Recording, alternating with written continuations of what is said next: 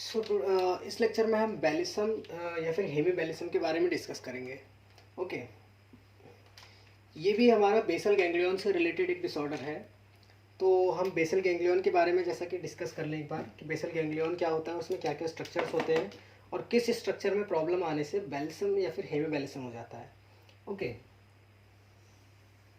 सो ये हमारा ब्रेन था,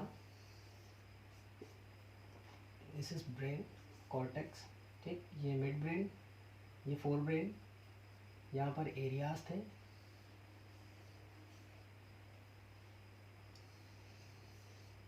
this is our putamen, caudate nucleus, corpus striatum, ठीक। यहाँ पर था हमारा सब्सटेंशिया नाइग्रा, यहाँ पर था हमारा थैलेमस एंड यहाँ पर है हमारा सब थैलेमस। ओके,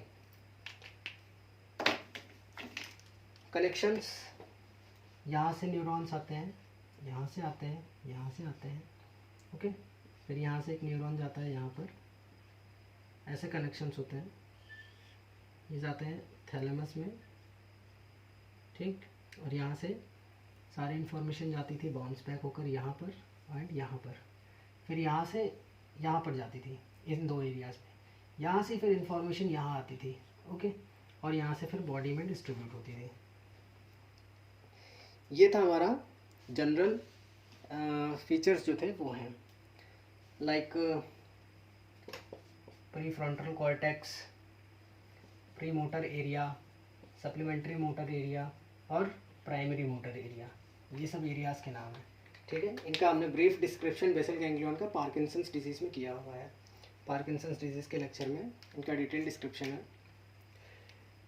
इसके बाद हमने देखा था कि कुछ कनेक्शंस यहाँ से भी आ रहे थे, सब्सटेंशिया नाइग्रा से, ओके, और सब्सटेंशिया नाइग्रा से आने वाले कुछ कनेक्शंस यहाँ पर भी आ रहे थे सब थैलेमस में, एंड सब थैलेमस के थ्रू इधर जा रहे थे। अगर कोई भी प्रॉब्लम हमारी सब्सटेंशिया नाइग्रा में सबसे या नाइग्रोस्ट्रियल पाथवे में आ रही थी तो पार्किंसंस हो रहा था। Any problem in outer putamen तो हमें क्या हो रहा था, chorea. Any problem is globus pallidus region, जहाँ पर स्मूथनिंग ऑफ मूवमेंट्स हो रही थी, तो इसको बोलते हैं एथेटोसिस। अभी अगर इसी बेसल गैंग्लियन में जो मूवमेंट के लिए रिस्पॉन्सिबल है, सब थैलेमस को जो आर्टरी ब्लड प्रोवाइड करती है, अगर उसमें कोई रप्चर हो जाए, सब थैलेमस में अगर कोई वैस्कुलर रप्चर वगैरह हो जाए या कैसा भी ट्रॉमा हो जाए सब थैलेमस पर, ठीक, तो इसकी वजह से जो कंडीशन अराइव होती है उसको बोलते हैं बैलिस्म या फिर हेमीबैलिस्म। अगर दोनों सब थैलेमस में, बॉडी में, ब्रेन में दो सब थैलेमस होते हैं, अगर दोनों सब थैलेमस में डैमेज हुआ है दैट इज कॉल्ड एज बैलिस्म, और अगर एक में हुआ है तो उसको बोलते हैं हेमीबैलिस्म। ओके, इस कंडीशन को दूसरा नाम क्या, कुछ लोग सीवियर प्रॉक्सिमल कोरिया भी बोलते हैं। Severe proximal chorea as a symptom इसमें बोला जाता है कि कोरिया के प्रॉक्सिमल पार्ट्स जो होते हैं, मतलब यहाँ लिम्स वगैरह जो होते हैं, इसमें सीवियरली, बहुत सीवियर ऐसे ऐसे, जैसे हेमीबैलिस्म की बात करें हम अगर, तो पेशेंट ऐसे ऐसे ऐसे हाथ हिलाता है, ठीक, उसका हाथ ऐसे रुकता ही नहीं है, this is hemiballism, typical symptom of hemiballism, ठीक। आप उसको ऐसे डस्टर पकड़ाएंगे वो ऐसे पकड़ेगा, वो इस बोर्ड को मिटार भी नहीं पाएगा, ओके, वो ऐसे ऐसे ऐसे करेगा, वो बोर्ड को मिटार तक नहीं पाएगा, उसका हाथ इतना ट्रेमर्स आएंगे हाथ में, और वॉलेंट्री मतलब मूवमेंट्स होते ही रहेंगे उसके, इनवॉलेंट्री मूवमेंट्स, और वो चाह के भी कंट्रोल नहीं करेंगे, ठीक।